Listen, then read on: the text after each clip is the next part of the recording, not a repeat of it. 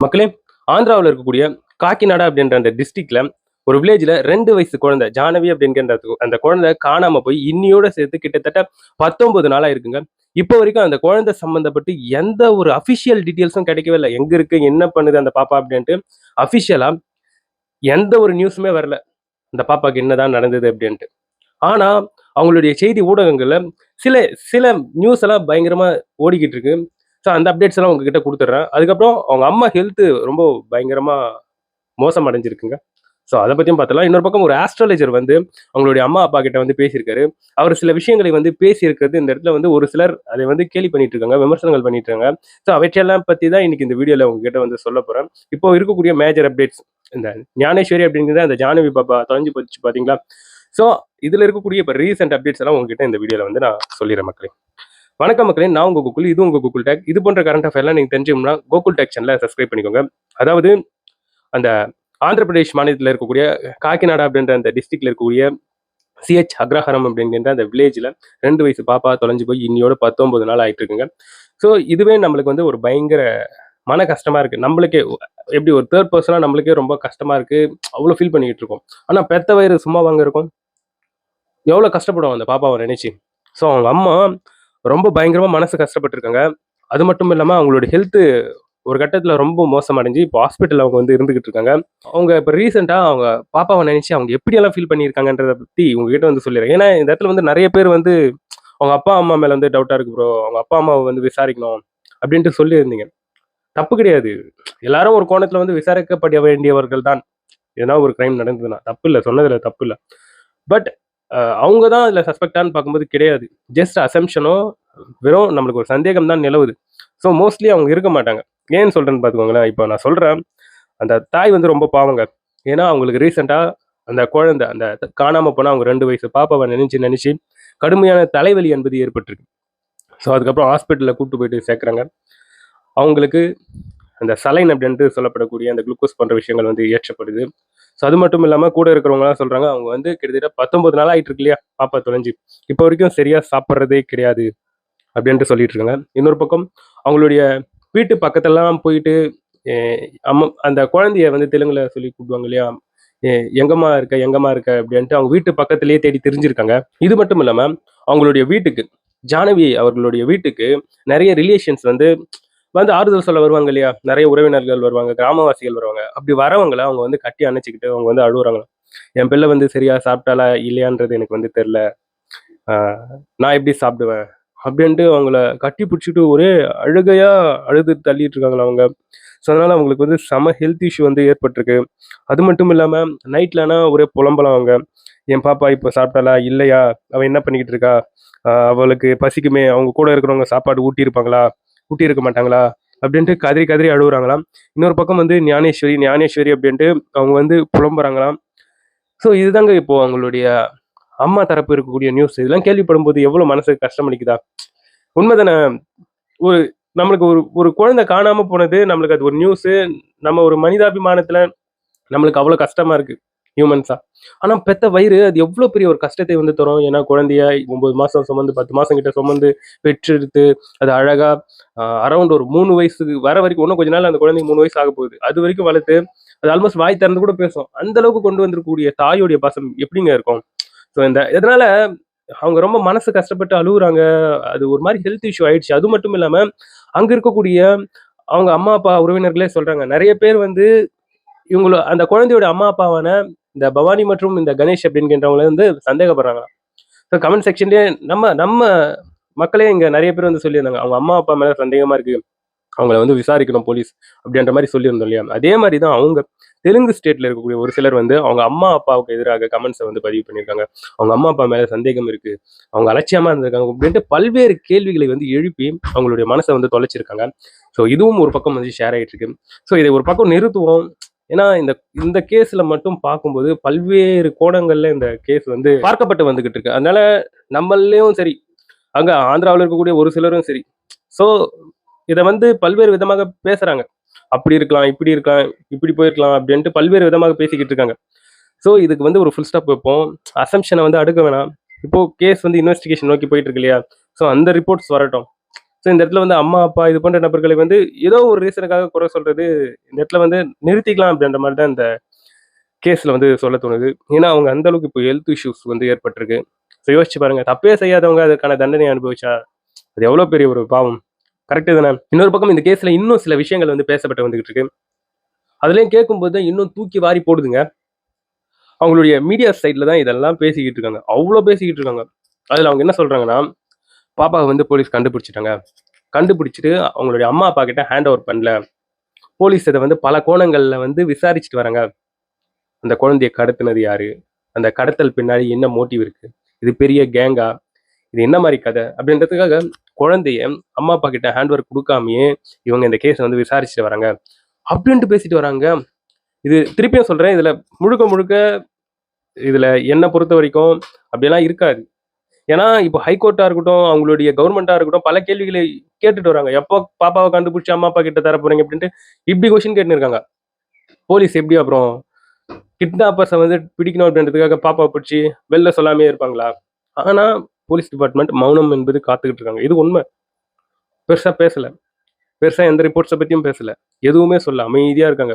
அவங்களுடைய வேலைய செஞ்சுட்டு இருக்காங்கன்றது சொல்லப்பட்டு வந்துகிட்டு இருக்கு. ஆனா, அவங்க மீடியாஸ் வந்து இப்படி ஒரு பதிவை வந்து பதிவு பண்றாங்க. பாப்பா கிடைச்சிருச்சு, போலீஸ் கிட்ட இருக்கு, தரமாட்றாங்க அப்படின்ற மாரி சொல்லிட்டு இருக்காங்க. But no chance. அந்த மாரிலாம் இருக்காது. இத தாண்டி இன்னும் சில விஷயங்கள் வந்து சொல்லப்பட்டு வந்துகிட்டு இருக்கு. அவை என்னன்னு பார்க்கும்போது, அவங்க ஏரியால ஆந்திராவுல இருக்கக்கூடிய ஒரு சில இன்ஃப்ளூயன்சர் இருப்பாங்க இல்லையா? அவங்க ஃபேமஸ் இன்ஃப்ளூயன்சர். அவங்க என்ன சொல்றாங்கன்றத பத்தி கேட்கும்போது, ஷாக்கிங்கா இருக்கு. மனசுக்கு கஷ்டமா இருக்குங்க. அவங்க சில இதுக்கு முன்னாடி நான் வந்து இந்த திவ்யா அப்படின்கின்ற ஆந்திர மாநிலத்தில கிருஷ்ணா டிஸ்ட்ரிக்ட்ல ஒரு குழந்தைக்கு 3 வயசு குழந்தைக்கு இது போல ஒரு சம்பவம் என்பது நேரிட்டது.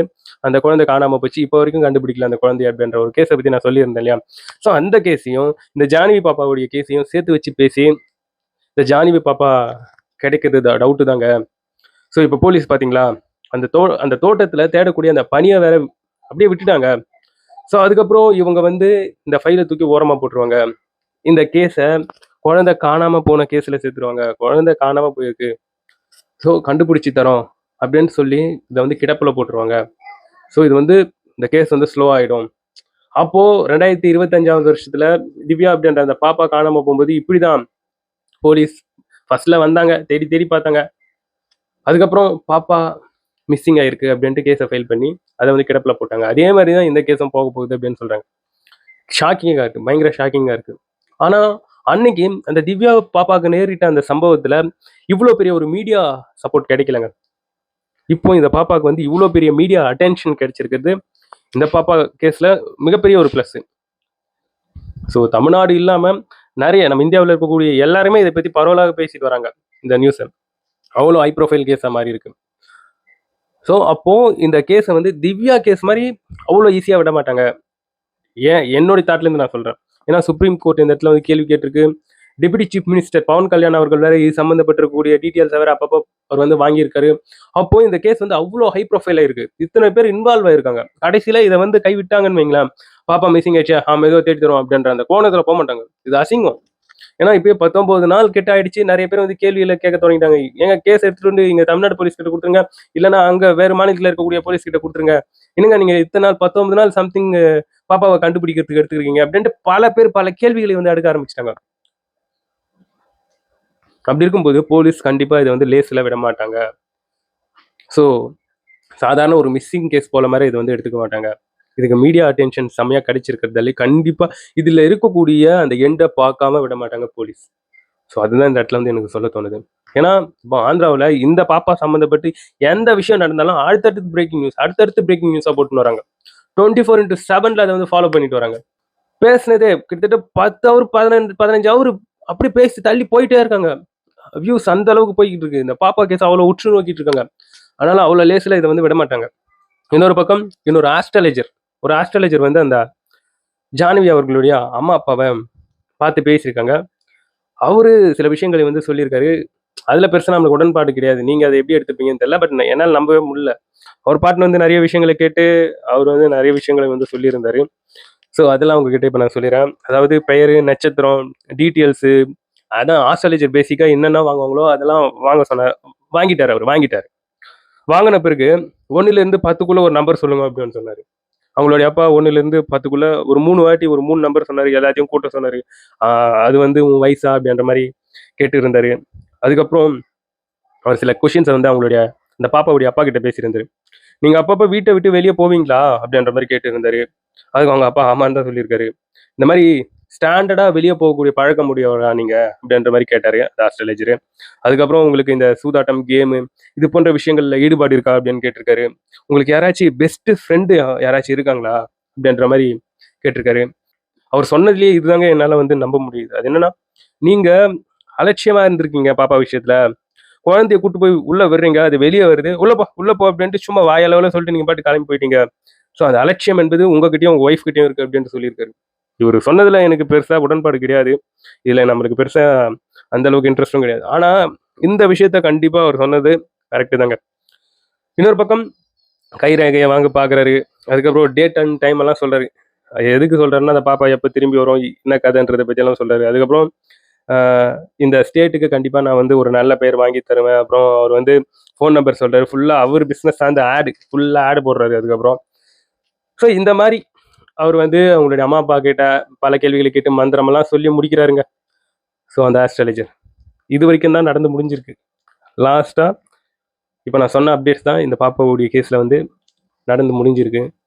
இதுல அவங்களுடைய அம்மாவுடைய நிலைமை தான் கவலைக்கிடம். ஸோ குழந்தை கேஸ்ல இப்போ மேஜரா நம்ம வந்து எதிர்பார்க்கிறது அந்த நாயோடைய போஸ்ட்மார்டம் ரிப்போர்ட் தான். அது வந்ததுன்னா ஒரு கன்க்ளூஷனுக்கு வரலாம். நாய் வந்து டீஹைட்ரேட் ஆகி தான் செத்துதா? இல்ல நாய்க்கு வந்து நஞ்சு வைக்கப்பட்டிருக்கா? இல்ல டீஹைட்ரேட் ஆகியிருக்குன்னா, கண்டிப்பா நாய் வந்து அ எங்கேயோ ஒரு இடத்துல வந்து அந்த பாப்பாவ காப்பாத்துறதுக்கு வேகமா ஓடியிருக்கணும், திரிஞ்சிருக்கணும். அதனால டீஹைட்ரேட் ஆகி சாவறதுக்கு வாய்ப்பு இருக்கு. இன்னொரு பக்கம் அந்த நாய்க்கு வந்து விஷம் வச்சு சாவடிச்சிருக்காங்கன்னா, கண்டிப்பா அந்த பாப்பா கிட்னாப்பிங்கா தான் இருக்கும். ஆனா ஏதோ ஒரு கன்க்ளூஷனுக்கு வரலாம். ஸோ அதுக்கு வந்து நாயுடைய போஸ்ட்மார்டம் ரிப்போர்ட் முக்கியமானது. ஸோ இப்போ வரைக்கும் அப்டேட்ஸ பார்த்துட்டு இருக்கேன். அந்த நாயுடைய போஸ்ட்மார்டம் ரிப்போர்ட் பத்தி எந்த ஒரு அப்டேட்டும் வரல. ஆனா கூடிய சீக்கிரத்தில பிரேக்கிங் ஆகும். அது வந்து இன்னைக்கோ, நாளைக்கோ எப்படின்னு தெரியல. ஆனா நாயுடைய போஸ்ட்மார்டம் ரிப்போர்ட் மட்டும் வரப்போகுது. இது வந்து ஒரு மேஜர் பிரேக் த்ரூவா இருக்க போகுது. இதுதான் நண்பர்களே இந்த குழந்தையுடைய கேஸ்ல இருக்கக்கூடிய ரீசன்ட் டீட்டெயில்ஸ் இதுதான். இதை தாண்டி பெருசா எதுவும் கிடையாது. நான் போய் பார்த்தாச்சு. ஸோ இதுக்கு மேல ஏதாச்சும் அப்டேட்ஸ் வந்ததுன்னா உங்ககிட்ட வந்து கொண்டு வந்து சேர்த்துறேன். தொடர்ந்து நம்மளுடைய பிரார்த்தனைகள வந்து முன்வைப்போம் சாமி கிட்ட. கண்டிப்பா அந்த குழந்தைக்கு ஒண்ணுமே ஆகாம கிடைச்சிடணும். கிடைச்சிடும். ஸோ கேஸ போகக்கூடிய அந்த வழியெல்லாம் பார்க்கும்போது கண்டிப்பா இந்த குழந்தைய யாரோ கிட்னாப் பண்ணியிருக்காங்க அப்படின்ற மாரி தான் தோணுது. ஸோ அதனால பாப்பாக்கு எந்த பிரச்சனையும் இல்லாம கிடைச்சிரும் அப்படின்ற மாரி தான் தோணுது. அவங்களுடைய அம்மாவுடைய ஹெல்த் குணமாகணும். இன்னொரு குழந்தை பச்சை குழந்தை இருக்கு. அந்த குழந்தைக்கு ஃபீடிங் பண்றது, அவங்கள பார்த்துக்கிறது எல்லாமே இந்த அம்மான்னு சொல்லும்போது, அவங்களுடைய ஹெல்த் நல்லபடியா குணமாயிட்டு வந்துடணும். ஸோ நம்ம இறைவனை வந்து பிரார்த்திப்போம். தொடர்ந்து பிரார்த்திப்போம். நல்லதே நடக்கும். நல்லது மட்டும் தான் நடக்கும். இதை பற்றி நீங்க என்ன நினைக்கிறீங்கன்றது என்னோட கமெண்ட் செக்ஷன்ல வந்து கண்டிப்பா பதிவு பண்ணுங்க. நான் வந்து உங்கள அடுத்த ஒரு வீடியோல பார்க்குறேன். பாய் நண்பர்களே.